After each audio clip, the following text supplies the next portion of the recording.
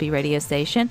But if you tune in to SuperTalk TV, you'll see I got some friends with me who have joined here in the studio. I got Miss Kellie Osborne. She's with the American Heart Association. She's the Heart Walk Director this year. And we've got Dr. Teri Dyess. She is the Chief Medical Officer at St. Dominic Hospital and Director of Hospital Medicine. And she's also a 2024 Heart Walk Chair.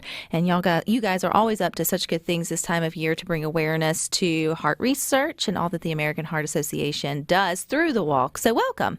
Thank you. And I see you both have your stickers, so you went and did your due diligence and voted. Yes. So thank y'all for that. I feel like many of us are either morning lunchers or we're going to be afternooners. So we're going to walk ourselves into the polls and do that. But we're also going to think about walking for the American Heart Association. So Kellie, I'm going to start with you as the Heart Walk Director. How do you kind of explain the Heart Walk when you start to get out and sort of talk about it? What is the Heart Walk? Yes, so the Heart Walk is a community event. So it is truly for the community. We do partner with companies throughout the city. We do love to see full families, so bring your kids, bring your pets, your dogs on leashes, all of that. But it is a 5K distance. We also have a 1 mile survivor route. So it is ultimately a fundraiser for the American Heart Association. So you can go online, you can register for the event, and you can donate personally, or you can send requests to family, to friends, to send donations on your behalf to your Heart Walk team. Dr. Dyess, I know there being at St. Dominic's, you guys know the importance of taking care of your heart and sort of heart health, particularly with what you guys all do at the hospital there on a daily basis. But how do you sort of convey that to patients or just to the community, and how important it is to support the American Heart Association, but also to think about your heart and to think about the things you can do to take care of it?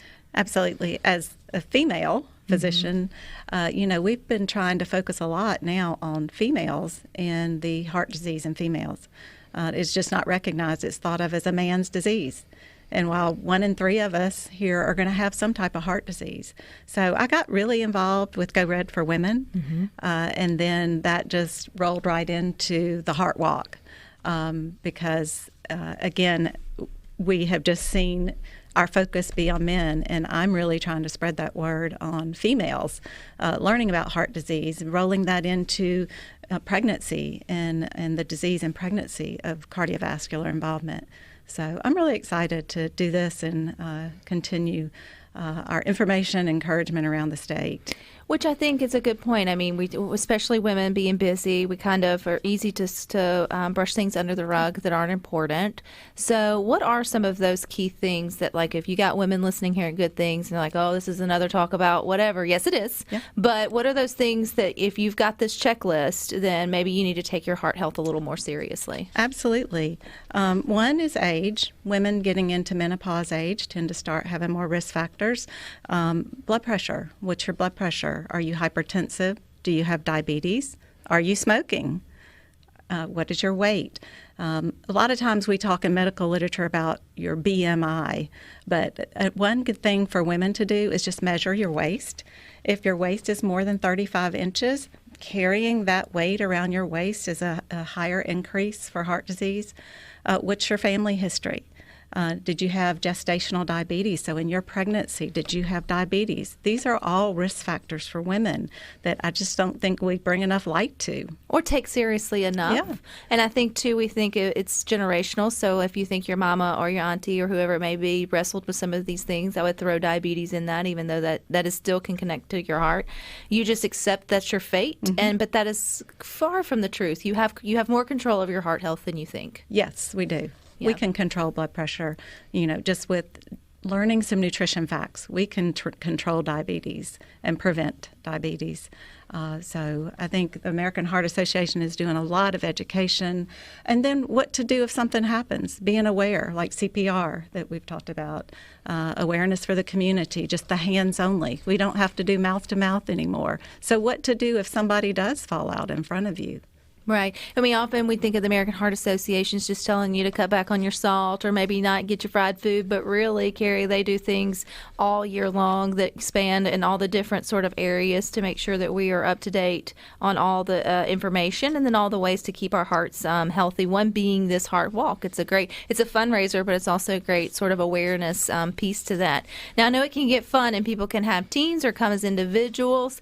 What's kind of like from the behind the scenes when it comes to the teams? Are people taking that pretty seriously? Are they trying to have a lot of fun with it? Absolutely. We have some very competitive teams, some very competitive walkers, which I'm sitting next to a top walker herself.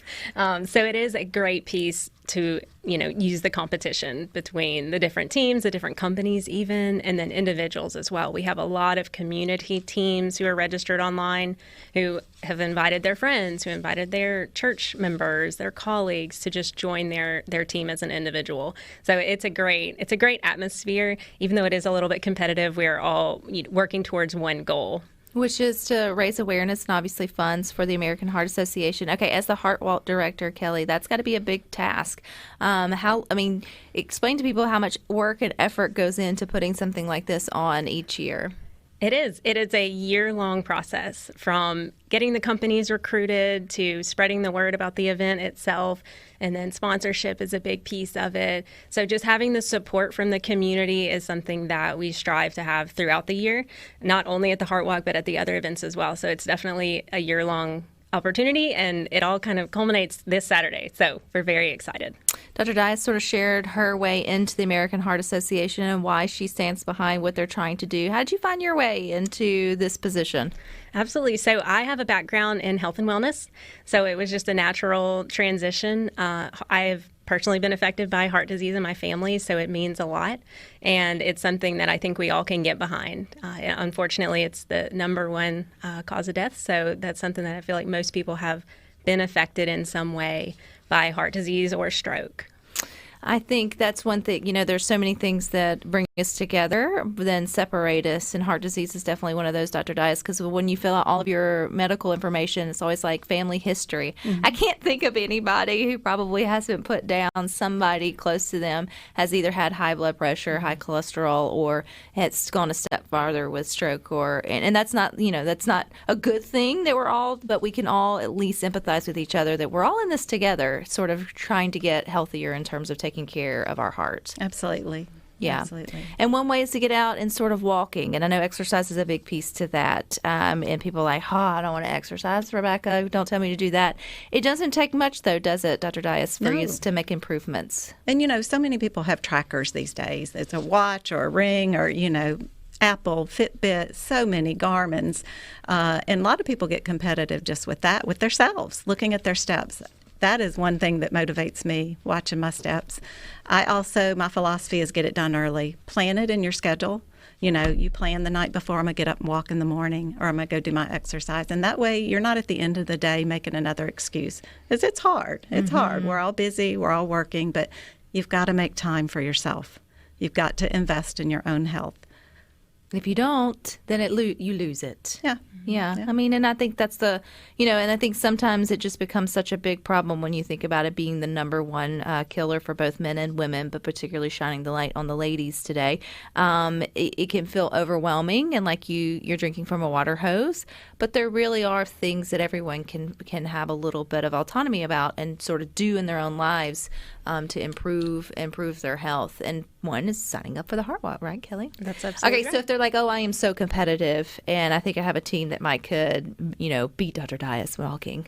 I won't ask how fast you can walk. I'm sure it's pretty intense. How do they do that, Kellie? Is it too late to have a team? No, it is not too late. You can either go online and register. That's the metrojacksonheartwalk.org.